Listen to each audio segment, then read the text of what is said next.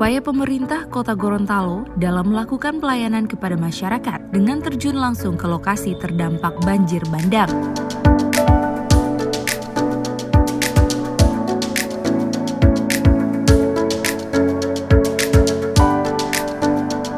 Selain membersihkan lumpur dan material rumah tangga, Wali Kota Gorontalo bersama unsur Forkopimda melihat secara langsung kondisi warga serta menyerap berbagai aspirasi terkait pembersihan pemukiman dari sisa lumpur dan berbagai sampah material rumah tangga.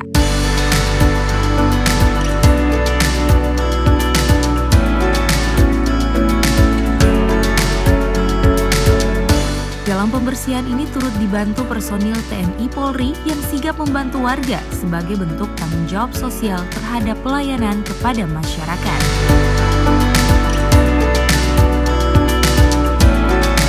Pada kesempatan ini, Wali Kota Gorontalo Haji Marten Taha SE Mekdef juga mendampingi Gubernur Gorontalo Dr. Andes Haji Rusli Habibi MAP bersama rombongan yang meninjau lokasi yang terdampak banjir bandang. Ya, jadi alhamdulillah pada saat terjadinya bencana alam itu, saat banjir, kita sudah melakukan langkah-langkah penanganan secara cepat, menyelamatkan warga, kemudian memberi pelayanan kepada mereka untuk bisa dievakuasi di tempat yang aman, kemudian memenuhi kebutuhan mereka pada hari itu, dan selanjutnya berupa makanan siap saji yang tentunya bisa mengatasi segala persoalan secara cepat dan sifatnya sementara. Nah, pasca banjir ini tentunya yang pertama bagaimana pemulihan.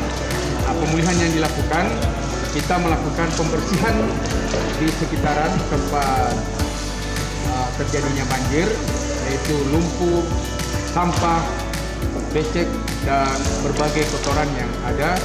Itu kami dibantu oleh jajaran TNI dan Polri untuk membersihkan sampah-sampah yang ada sehingga tidak menimbulkan penyakit dan masyarakat bisa beraktivitas dengan normal kembali.